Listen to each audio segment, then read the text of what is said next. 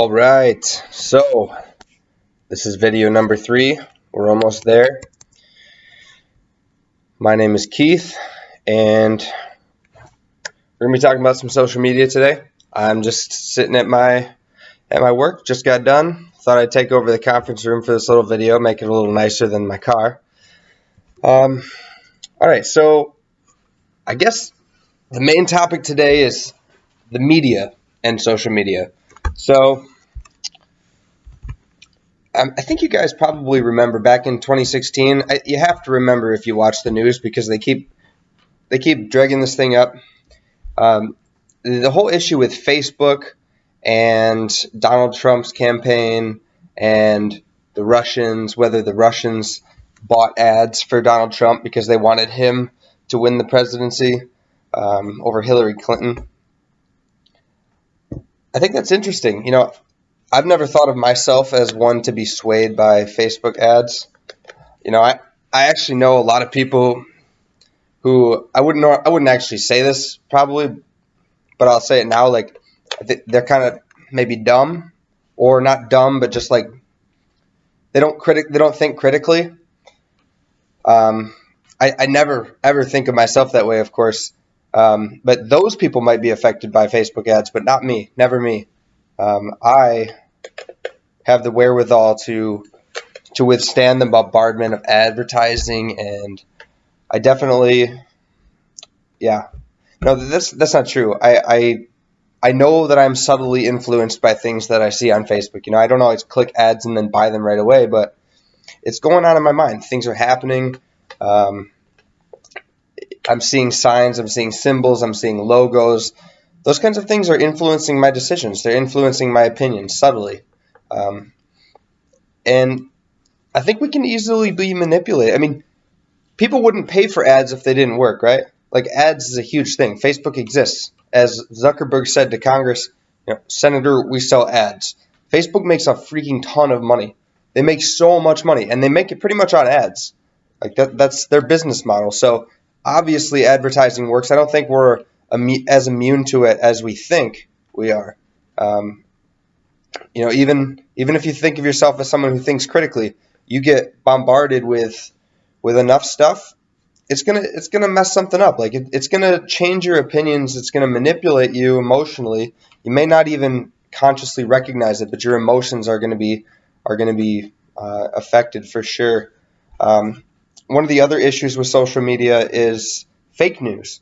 So this kind of ties into the political thing, but if you constantly are having to filter out whether something is fake news or real news, or 75% fake news, or maybe 54%. I think that's what CNN is now. They're only 54% fake news, so that's good.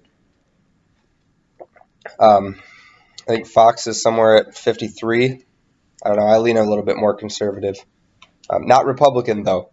Okay, there's a big difference. I think we all are starting to realize that. Yeah, that requires an extreme amount of decision making. These are not.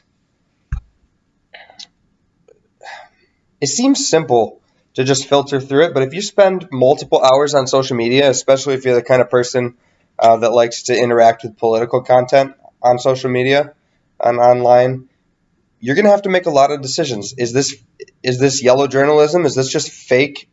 Is this a bunch of garbage that's designed to manipulate me, or is this actual journalism? And honestly, journalism has a history of being both of those things at the same time, somewhere along the spectrum. Lately, it's not been so good. So it requires a lot of energy to do that. Another issue is social media companies actually promoting or filtering out content. The Republicans lately have been against the tech companies. Have been saying, hey, why are you downplaying our conservative stories? And of course, the other side is like, oh, well, you're racist or homophobic, whatever. And not to even get into those topics because I think they're interesting.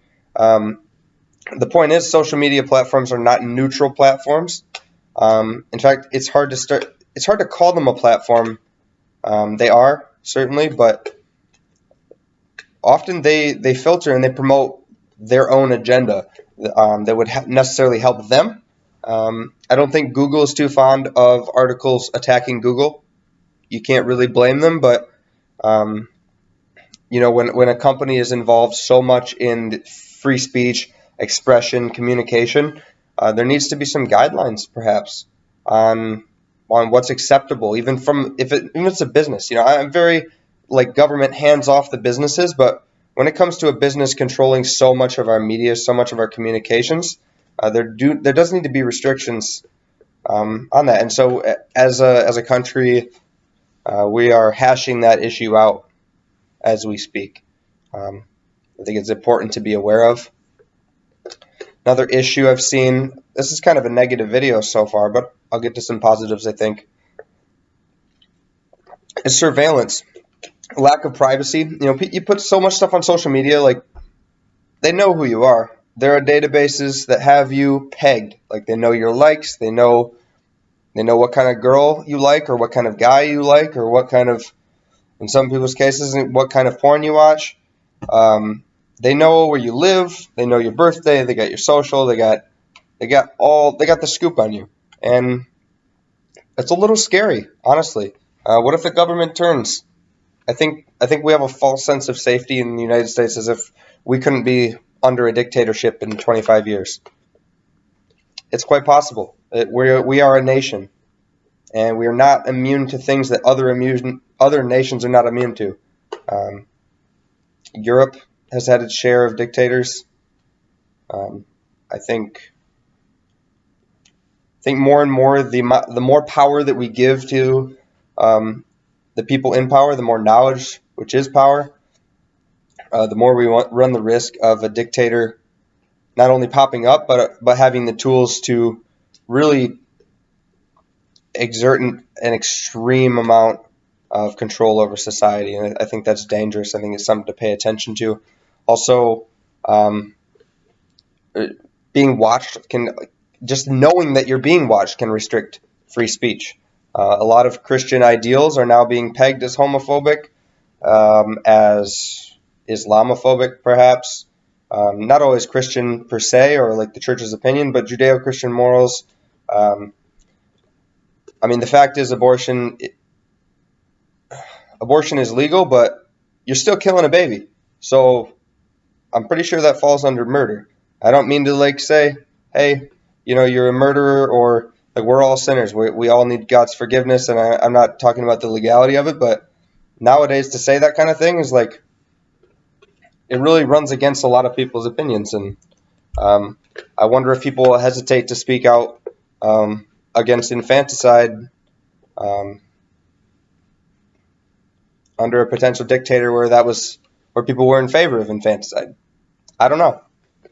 It's something to think about. So um, I guess part of my concerns with social media is that constantly being bombarded with half true or completely false social narratives about everything that's going on in the world. It makes the whole biblical mandate for taking every thought captive, and the one in 2 Corinthians 10:3-5, where it says, take every thought captive and make it obedient to Christ. Actually, I'll read it to you.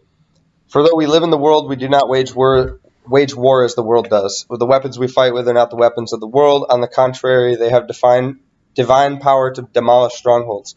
We demolish arguments and every pretension that sets itself up against the knowledge of God, and we take captive every thought to make it obedience to Christ. So, on that note, if all of our energy or a large part of our energy is going into social media and trying to figure out what is true, what's kind of true, right? Like, just knowing what's going on in the world, sometimes it's okay not to know. Sometimes it's better not to know, and also not be completely overwhelmed and have all of your brain power directed towards that. When there's a significant amount of brain power needs to be allocated to just taking thoughts captive, not letting lust control your life, not letting greed control your life, not letting unforgiveness control your life.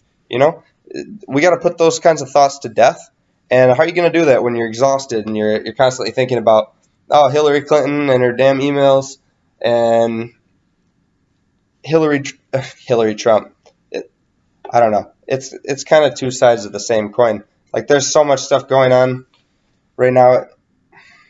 Trump looks like a hero on one side, and he looks like a evil villain from a Marvel movie on the other side. I don't really know. I think we're all kind of a mixed bag. I mean, put me in power, I might be an ugly person, at least in my current state. I don't know. Don't give me that kind of power. I don't trust myself. And I think if we're honest, most people could probably say the same thing. Where was I going with that? Not really sure.